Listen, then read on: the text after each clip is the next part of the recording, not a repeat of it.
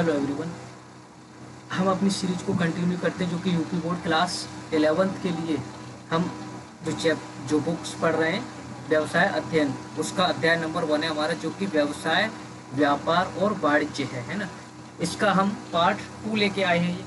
इसमें डिस्कस कर लेते हैं क्या क्या है कि व्यवसाय की प्रकृति को डिस्कस करेंगे हम इसमें, और व्यवसाय की अवधारणा को डिस्कस करेंगे।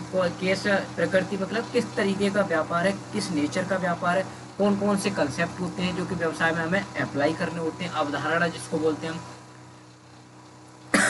तो चलिए स्टार्ट करते हैं। व्यवसाय की अवधारणा हमारी व्यवसाय शब्द की उत्पत्ति यानी कि व्यस्त रहने से है। व्यस्त रहने का मतलब क्या हो गया कि बिजनेस में जो भी हम कंसेप्ट को अप्लाई करते हैं है ना, उनको, इसलिए इसको व्यस्त बोला गया है। अतः व्यवसाय का अर्थ क्या होता है? व्यस्त रहना। याद रखना, व्यवसाय का मतलब व्यस्त रहना, ठीक है ना। व्यवसाय का मतलब क्या हो गया? व्यस्त रहना।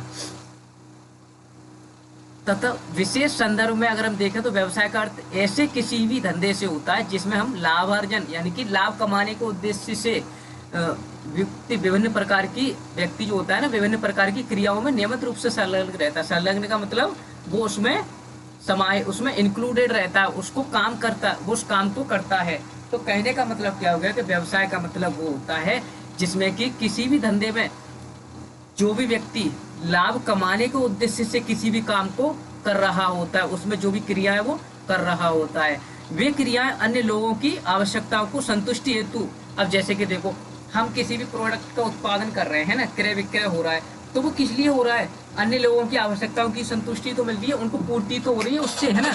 उनको जो भी दिक्कतें आ रही हैं उस चीज के लिए भी तो हम अपना बिजनेस कर रहे हैं, उनको जो हम वस्तुएं उपलब्ध करा पाएंगे हम, तो उनको संतुष्टि मिल सकेगी अधिक से अधिक। उसके बाद जय विनिमय। विनिमय का मतलब क्या होता है? किसी भी चीज का लेन देन से होता है ना विनिमय का मतलब। जैसे कि कोई वस्तु हमने ली और पैसा दिया, वस्तु ले ली हमने, तो विनिमय का मतलब वो हो गया। सेवाओं की आपूर्ति से संबंधित होती है, हो सकती है, ठीक है ना। अब अगर हम देखें तो प्रत्येक समाज में मनुष्य अपनी आवश्यकताओं की संतुष्टि के लिए अनेक प्रकार की क्रियाएं करता है। अनेक प्रकार की क्रियाओं से मतलब कोई भी क्रिया हो सकती है। वो वे क्रियाएं विस्तृत रूप से दो समूहों में वर्गीकृत की जाती है। दो पार्ट में हम उनको डिवाइड कर देते हैं, जो भी मनुष्य के द्वारा समाज में क्रियाएं की जाती हैं। और वो कौन कौन सी क्रिया होती हैं? वो एक होती है हमारी आर्थिक और एक होती है अनार्थिक। एक होती है हमारी आर्थिक और एक होती है अनार्थिक। आर्थिक से मतलब क्या होगा? जिसमें कि पैसे की बात होगी, जिसमें कि इकोनॉमी की बात होगी। और अनार्थिक की बात कर ले जिसमें कि हम वस्तुओं की, जिसमें कि हम पैसों की बात नहीं करेंगे। अब आर्थिक क्रिया कौन सी होती है? जिनमें हम अपने जीवन यापन के लिए धन कमाते हैं, वो हमारी आर्थिक यानी कि पैसे से रिलेटेड है वो चीज, वो हमारी आर्थिक क्रिया होती है। और अनार्थिक क्रिया कौन सी होती है? जो कि हमारी सहानुभूति हो गई, हमारी भावनात्मक यानी कि हमारी इंटेलेक्चुअल माइंड से रिलेट करती है, हमारी माइंड से, हमारी एक तरीके से फीलिंग से रिलेट करती है। जैसे कि ये लिखा हुआ है ना, जैसे कि देशभक्ति, ये हमारी पैसे से रिलेटेड थोड़ी होती है ये क्रिया हमारी।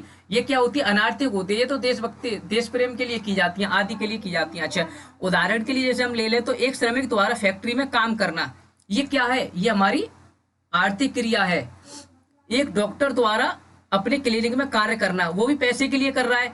एक प्रबंधक द्वारा अपने कार्यालय में काम करना, ये पैसे के लिए कर रहा है। एक शिक्षक का विद्यालय में अध्यापन कार्य करना, है ना, आदि कार्यों में सभी अपनी जीविका उपार्जन के लिए कार्य करते हैं। ये सभी क्रिया हमारी कैसी होती हैं?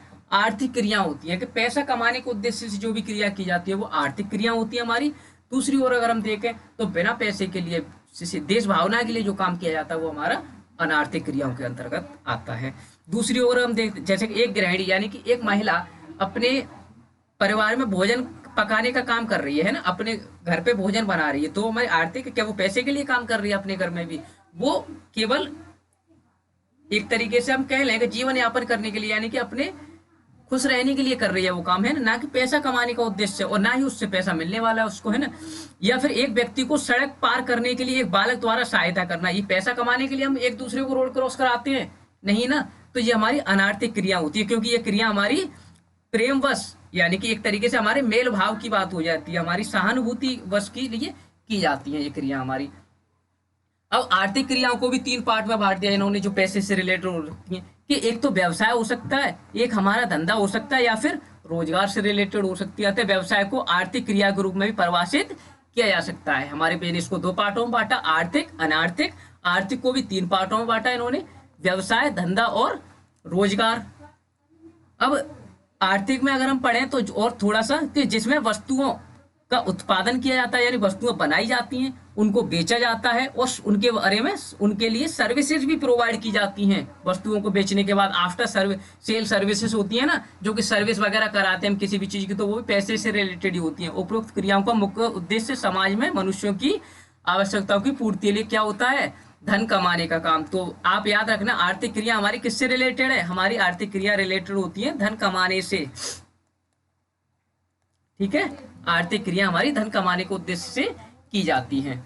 अब गतिविधि की बात करें, गतिविधि को बोलते हैं हम एक्टिविटी। गतिविधि को एक्टिविटी बोलते हैं, यानी कि जो भी चीज चल रही होती है हमारे बिजनेस के इर्द गिर्द घूमती रहती है। तो वस्तु विनिमय, वस्तु विनिमय से मतलब वस्तुओं का आदान प्रदान, वस्तुओं का एक दूसरे से एक्सचेंज करना, प्रणाली वस्तुओं या सेवाओं के एक समूह से होता है, जिसमें कि वस्तुओं और सेवाओं के हम एक दूसरे समूह के साथ आदान प्रदान करने का एक पुराना तरीका होता है। ये हमारा पुराना तरीका, यानी कि वस्तुओं का आदान प्रदान भी होता था कि अपने मान लीजिए गेहूं के बदले में चावल ले लिया है ना, तो ये भी चीजें हो जाती है। ये हमारी क्या है, एक तरीके से वस्तु विनिमय प्रणाली होती है।